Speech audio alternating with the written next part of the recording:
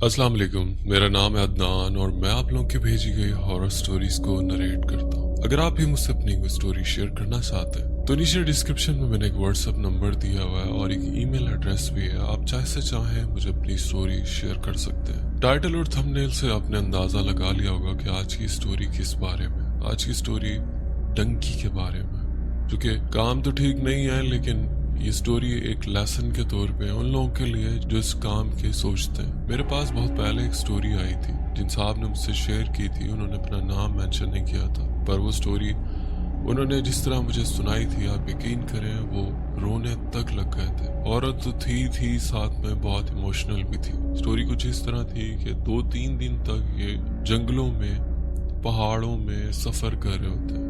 इनके पास खाना वगैरह भी नहीं था। अब इनके पास खाना वगैरह भी खत्म हो चुका था और इनकी हिम्मत भी खत्म हो चुकी थी। बाहर जाने का क्रेज तो छोड़े, अब इनको अपनी जान के लाले पड़ गए थे। अब इन्होंने फैसला ये किया कि एजेंट की नजरों से छुप के हम लोग यहीं पे कहीं पे छुप जाते हैं। फिर इनको मौका लगता है और ये उसी जंगल में कहीं खो जाते हैं। वो बाकी टीम तो इनको छोड़ के जा चुकी थी, लेकिन ये वहीं पे रह गए। इन्होंने अपने आप को वक्त के सहारे छोड़ दिया और हिम्मत हार चुके थे। अब ये बताते हैं रात हुई तो इतने मोटे मच्छर और इस जंगल का एक खौफनाक एम्बियंस, वो सब बहुत खौफनाक था। कहते हैं कि हम लोग 4 लड़के एक साथ थे, एक दूसरे का सहारा बने हुए थे। उस जंगल में बहुत ऊंचे ऊंचे दरख्त थे कि हमें रात को ऐसा महसूस होने लगा कि कोई मखलूक है वो दरख्त के ऊपर इधर से उधर झंप लगा रही है, लेकिन वो नजर नहीं आ रही थी। उसने हमें पूरी रात इतना खौफ का शिकार रखा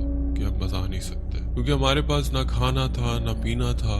बस हमने वक्त के सहारे अपने आप को छोड़ दिया कि कब हम मर जाएं। हमें अब धुंधला दिखाई देने लगा था। भूख की वजह से हमारी एनर्जी डाउन हो गई थी, बिल्कुल हमारी आंखें बंद हो रही थी, हमें कुछ नजर नहीं आ रहा था। फिर उसी ब्लर विजन में हमने देखा कि कुछ लोग आए हैं, वो हमारे पास आके बैठे हैं और उनके पास कुछ खाने पीने की अशिया थी। अब हमें प्रॉपर नजर नहीं आ रहा था, लेकिन किसी ने हमारा सर उठाया, जैसे उसने अपने टांग के ऊपर हमारा सर रखा और हमारे मुंह में जैसे पानी के कतरे डालने की कोशिश कर रहा। हमें प्रॉपर होश तब आया जब हम लोग बिल्कुल ठीक थे और अपनी एनर्जी में थे और हमारे आसपास खाने पीने की वो अशिया थी कि आप अंदाजा नहीं लगा सकते। बहरहाल हमने खाया पिया और अपने पास भी रख लिया और फिर हम वापसी की तरफ लौटे, क्योंकि आगे जाना तो नामुमकिन ही था हमारे लिए। ये तो कंफर्म था कि हमें कोई इंसान नहीं दिखा था, थी वो कोई मखलूक ही। पर जो भी थी उसने हमारी हेल्प की। शायद अगर उसने हेल्प ना की होती तो आज हम लोग ना होते। बहुत इमोशनल स्टोरी थी। तो चलते हैं आज की स्टोरी की तरफ। स्टोरी शुरू करने से पहले आयतल कुर्सी पढ़ ले, अपने आसपास इजहार बांध ले, क्योंकि सुना है जब इन मखलूकात का जिक्र होता है तो बड़े इंटरेस्ट से आपके करीब आ जाती हैं और अपनी बातें सुनने लगती हैं। और लाइट्स ऑफ करके आंखें बंद कर ले ताकि ये स्टोरी आपको इमेजिनेशन में ले जाए। और अभी से स्टोरी को लाइक कर दें, वरना आप लोग सुनते हैं अपनी स्टोरी। अस्सलाम वालेकुम अदनान, क्या हाल है आपके? उम्मीद है आप खैरियत से होंगे। मेरा ताल्लुक गुजरात से है और मेरा नाम भी अदनान है।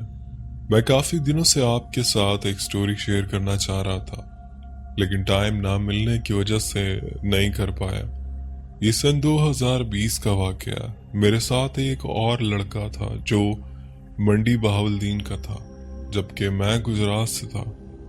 हम दोनों यहाँ से लाहौर जाते हैं और एम्बेसी जाकर ईरान के वीज़े लगवाते हैं और 4 बजे तक हमें वीज़े मिल जाते हैं। इसके बाद हम लोग लाहौर रेलवे स्टेशन पर गए और वहाँ से टिकटें ली और क्वेटा चले गए। वहाँ जाकर हम अपने एजेंट से मिले। वो एजेंट भी गुजरांवाला का ही था। इसके बाद हम वहाँ से एक बस में बैठते हैं और इसने जाकर हमें ताफ्तान बॉर्डर पर उतार दिया। हमारा ये सफ़र 24 घंटों का था। वहाँ से हम लोगों ने इमिग्रेशन करवाई और ज़िनान पहुँच गए।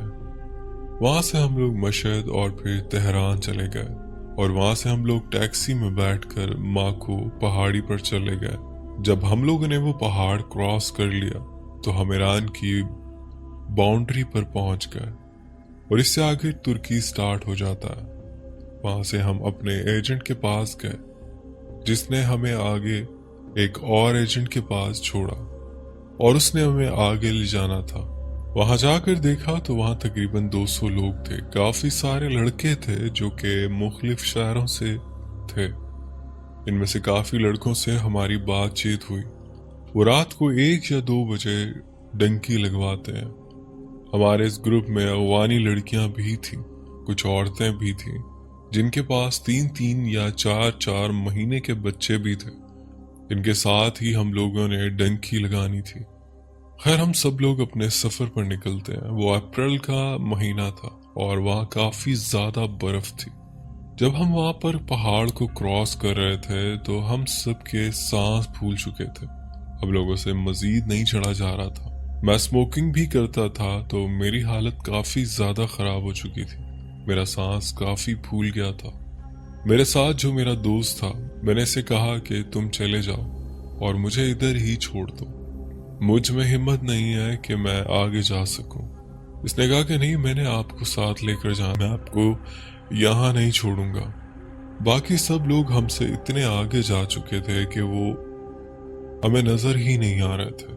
वहां पर मैं, मेरा दोस्त जो मंडी बहाउद्दीन से था और 2 लड़के और थे, वो बेचारे भी वहीं रह गए थे। इनमें से एक लड़का पहाड़ी से नीचे गिरा था और इसकी कोई हड्डी फ्रैक्चर हो गई थी और इससे उठा नहीं जा रहा, इसलिए वो बेचारा भी वहां पर था।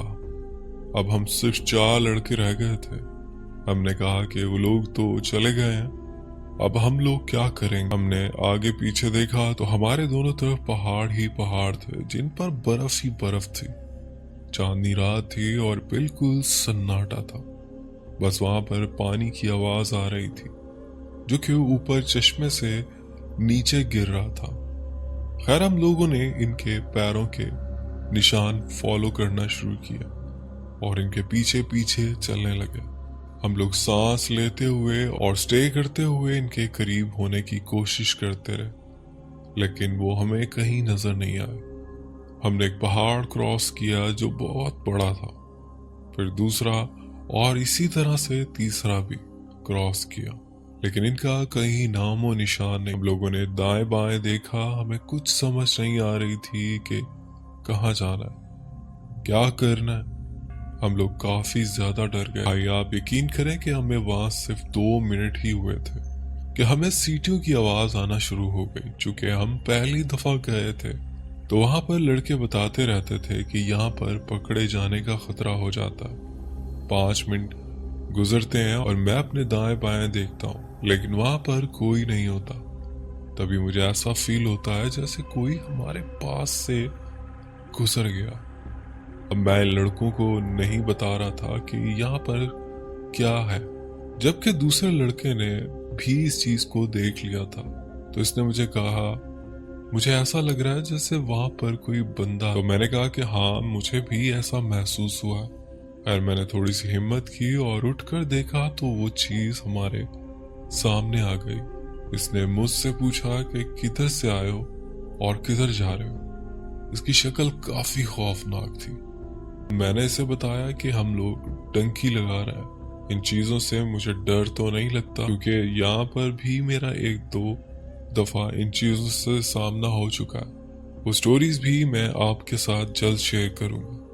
खैर, मैं इससे नहीं डरा। इसने पूछा कि डंकी पर कहाँ जा रहे हो, किस मुल्क जाना और किस मुल्क से आए हो।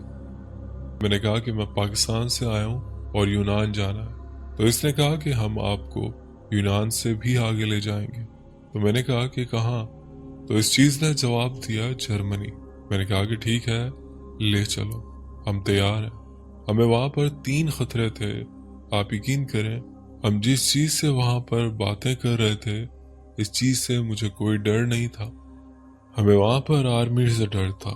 खैर, इतनी सी बात करके वो चीज गायब हो गई और हम लोग वहां से आगे चले गए। और फिर हमें वहां पर आर्मी ने पकड़ लिया और हम लोग वापस आ गए। जब हम लोग वापसी सेफ पहुंचे तो मैंने एजेंट से कहा कि हम ऑलरेडी 4 डंकियां लगा चुके हैं, अब हमें आगे नहीं जाना है, हमने वापस पाकिस्तान जाना है। आप लोग मेहरबानी करें कि हमें वापस भेज दें। इन्होंने हमें काफी मारा पीटा और हम पर काफी तशद्दुद किया। हम लोग तकरीबन 8 से 9 दिन वहां पर रहे और एक दिन इन्होंने हमसे कहा कि आप लोग 30-30 हज़ार रुपए दो और हम आप लोगों को वापस तेहरान छोड़ देते हैं। वहाँ से आप लोग जहाँ मर्जी जाएं। हमने कहा कि ठीक है। पैसे मेरे पास थे जो मैंने अपने मोज़ों में छुपाए हुए थे। फिर मैंने अपने और दूसरे लड़के के पैसे इनको दिए और हम लोग वापस तेहरान आ गए। वहां आकर पता चला कि हर चीज लॉकडाउन हो गई। हमें इस दिन पता चला था कि कोरोना भी कोई बीमारी है। वहां जिसके पास भी जाएं कोई हमारी बात न सुने। खैर हम लोग वहां पर बसों से सफर करते हुए और चेकिंग करवाते हुए हम लोग वापस ताफ्तान बॉर्डर पहुंच जाते हैं और वहां पर हमें आर्मी पकड़ लेती है। वहां पर तकरीबन 5000 लोग थे और इन्होंने हम सब को पाकिस्तान आर्मी के हवाले कर दिया और ये लोग वहां से हमें बसों में डालकर मुल्तान ले आए। मुल्तान में एक एरिया है जो कि यूनिवर्सिटी टाइप भी बना हुआ है और हम सारे लोगों को इन्होंने वहां पर आकर बंद कर दिया। ये सन 2020 की बात है जब कोरोना आया था। जब ये न्यूज़ फैली थी कि ईरान से कुछ लोग आए हैं और इन सब को कोरोना है, वो हम लोग ही थे। वो काफ़ी बड़ी बड़ी बिल्डिंग्स थी और इनके अंदर 8-9 फ्लैट्स होते थे। वहाँ पर इतने बड़े बड़े कमरे थे कि कई 100 आदमी उन कमरों में रह सकते थे। मुझे इस सोसाइटी का नाम नहीं पता। इन लोगों ने हमसे कहा कि आप लोगों ने 21 दिन करंटीना करना यहाँ पर, इसके बाद हम आपको छोड़ देंगे आपके शहरों में। जिस कमरे में मैं था, इस कमरे में वो मंडी भाउद्दीन वाला लड़का भी था और एक लड़का वहां पर गुजरावाला का भी था। 17 साल इसकी उम्र थी और वो मुझे ताफ्तान बॉर्डर पर ही मिला था। इसने मुझे कहा कि भाई मेरे पास पैसे नहीं है, मुझसे एजेंट्स ने छीन लिए, आप मुझे अपने साथ रख लो, आप जो भी मुझ पर खर्चा करोगे वो मैं आपको घर जाकर वापस कर दूंगा। तो मैंने कहा कि खैर कोई बात नहीं है, हम लोगों ने भी इतनी मुसीबतें देखी हैं और ये बेचारा भी मुसीबत में ही है। और मैंने इस लड़के को भी अपने साथ रूम में रख लिया था। पहले दिन की बात है जब हम लोग इन कमरों में जाकर रह रहे थे तो रात के 2 बजे वहां पर एक्टिविटीज स्टार्ट हो गई। वहां पर दरवाजे बजना शुरू हो गए। हम काफी परेशान हुए कि क्या हो रहा है हमारे साथ। खैर मैं हिम्मत करके उठता हूँ ये सोच कर के हो सकता है कि साथ के फ्लैट में किसी लड़के को कोई मसला हुआ हो, क्योंकि तब बुखार वगैरह भी काफी ज्यादा होता था। मुझे खुद बुखार हो गया था। मैंने उठकर जाकर दरवाजा खोला और बाहर देखा तो वहां पर कुछ भी नहीं था। जिस रूम में हम थे इसके साथ अटैच वॉशरूम था। थोड़ा सा ही टाइम गुजरा कि वॉशरूम का दरवाजा बजना शुरू हो गया। मैंने इस लड़के से कहा कि शानी ये क्या हो रहा, यहाँ पर कौन है? वो बेचारा हकीकत में डर चुका था। इसने कहा कि मुझे इस कमरे में कोई गड़बड़ लगती है। आर्मी ने हमें कंबल भी दिए थे, कैंप भी, सैनिटाइजर्स वगैरह भी, खाना वगैरह भी हमें अच्छा देते रहे। मैंने कहा कि खैर है और मैं ब्लैंकेट ओढ़ कर सो गया। अभी थोड़ी ही देर गुजरी थी कि इस चीज ने मेरे सिरहाने आकर मेरा कंबल खींचा। तो जब मैंने सामने देखा तो वही मखलूक थी जो हमें पहाड़ों में नजर आई थी। इसने कहा कि वापस आ गए हो, जाना नहीं है क्या?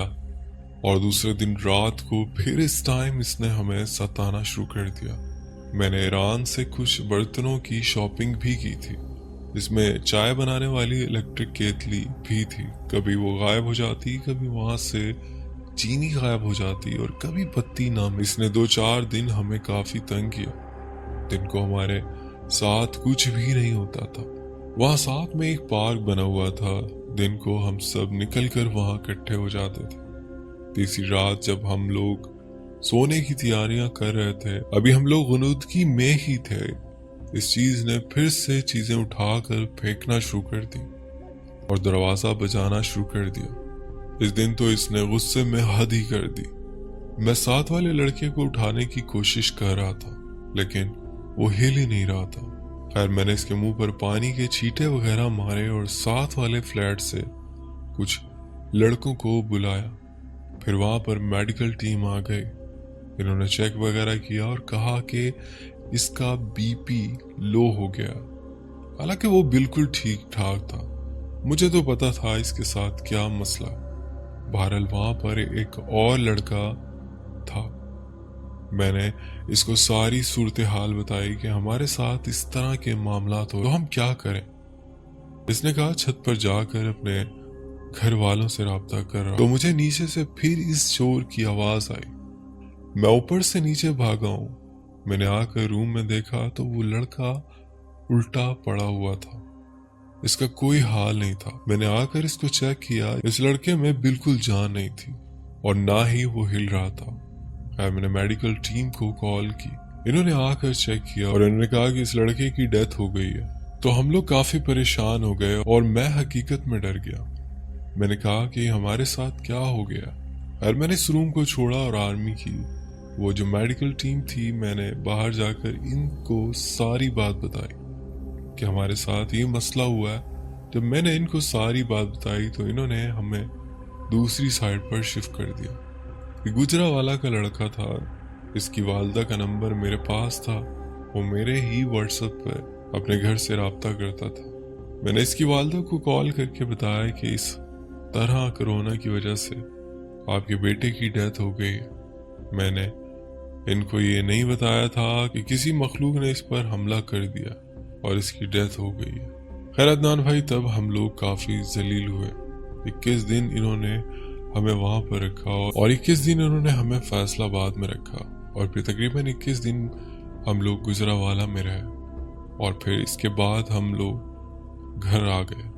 تو میں نے اللہ کا شکر ادا کیا، مانا کہ میری سٹوری زیادہ ہارر نہیں ہے، لیکن اس میں کئی ان لوگوں کو لیسن ہے جو ڈنکی کی نیت سے ملک سے جاتے ہیں۔ آپ یقین جانیں، یہ صرف جان کو جوخم میں ڈالنے والا کام ہے۔ میری اپنے ان بھائیوں سے ریکویسٹ ہے جو اس طرح کے کاموں میں شامل ہیں، میری ان بھائیوں سے ریکویسٹ ہے کہ کبھی بھی اس طرح کا راستہ اختیار نہ کریں۔ یقین جانے پوری جان کا رسک۔ بڑھتے ہیں ایک اور سٹوری کی طرف۔ السلام علیکم عدنان بھائی، کیسے ہیں آپ؟ امید کرتا ہوں آپ خیریت سے ہوں گے۔ میں آپ کی سٹوریز بہت شوق سے سنتا ہوں، میں آفس میں بیٹھ کر بھی آپ کی سٹوری سنتا رہتا ہوں، بس جب کوئی آتا ہے تب آپ کی سٹوری سٹاپ کرتا ہوں۔ میرا نام احمد ہے اور میں گجرانوالہ سے ہوں، اور میں ایک پرائیویٹ کمپنی میں جاب کرتا ہوں۔ میں کافی دنوں سے سوچ رہا تھا کہ آپ کے ساتھ اپنی سٹوری شیئر کروں، لیکن